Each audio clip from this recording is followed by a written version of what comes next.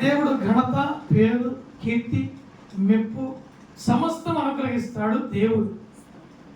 ఈ భక్తి భయం లేని నామకార్థ భక్తిగా ఉంటే దేవుడు నీకు ఏది ఇవ్వడు, నువ్వేది పొందుకోలేవు, ఏ మేలు జరగదు. నీ కుటుంబంలో అంత ఆర్థిక పరిస్థితులు కనపడుతూ ఉంటాయి. కారణము పై భక్తిగా ఉంటావు, పెదవులతో ప్రార్థన చేస్తావు, అంతరంగంలో ప్రార్థన ఉన్నది. ఇలా ఊగుతావు ఆరాధనలో, కానీ హృదయంలో సంతోషం ఉండదు. కాబట్టి దేవుని బిడ్డలారా, నీవు దేవుని యందు భయము భక్తి కలిగి జీవించటము జ్ఞానాభ్యాసానికి మూలము, సాధకము. అట్టివారు మంచి పేరు, ఘనత పొందుకుంటారు.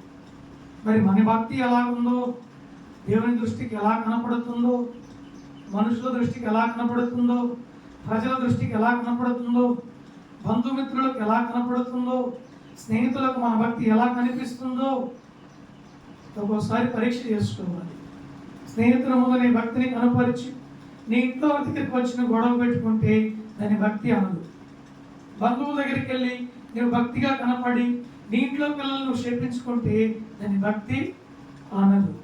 కనుక దేవుని బిడ్డలారా, స్నేహితుల ఇంటి దగ్గరికి వెళ్ళినా, బంధువు ఇంటి దగ్గరికి వెళ్ళినా, నీ ఇంట్లో ఉన్న అమ్మింటికి వెళ్ళినా, నానింటికి వెళ్ళినా, అక్కింటికి వెళ్ళినా, లేకుంటే దూర ప్రాంతం, దూర గ్రామానికి వెళ్ళినా నీవు భక్తిగానే ఉండాలి.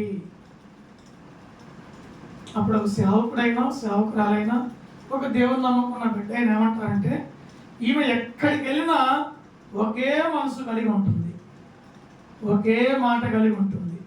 ఈమె ప్రవర్తనలో మార్పు రాదు, ఈమె పద్ధతిలో మార్పు లేదు. దైవ సంబంధి, ఎక్కడికి వెళ్ళినా దేవుని భయం ఉంది ఆమెకి. ఆమె పరిశుద్ధురాలే. నిజమే, ఆమె భక్తిని బట్టి కుటుంబం దీవించబడుతుంది అని అనేకులు చెప్పుకుంటారు. మనం అలాగే భయము భక్తి కలిగి జీవించటము మనకు ఘనత, పేరు, మెప్పు, ఆశీర్వాదం అని వాక్యము మనకు చక్కగా తెలియపరుస్తుంది. మరి మన భక్తి ఎలాగుందనేది మనల్ని మనం పరిశీలన చేసుకోవాలి. దేవుని నామానికి మహిమ కలుగును.